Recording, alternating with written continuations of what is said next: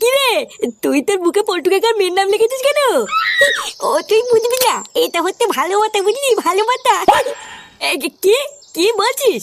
I ধুই কিছু না, তোরা তো শুনতে হবে না। বাড়া, একবার যদি পল্টু কাকা জানতে পারে না যে তুই ওর মেয়ের নাম তোর বুকে লিখেছিস, তাহলে কিন্তু পল্টু কাকা তো সাটা ভেঙে দেবে। বালা, কেউ কিছু না বললে কি করে জানবে? আর তাছাড়াও পল্টু কাকা আমার বাল ছিড়বে।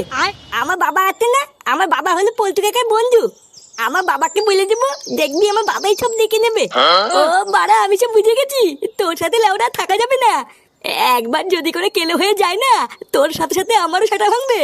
আরে ধুর না, বালের বন্ধু আমার, তো থাকতে হবে না, তুই বেরো।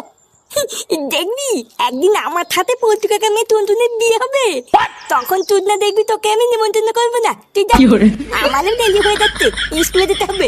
আমি ভাই বালি যাই। কি স্কুল? স্কুলে তো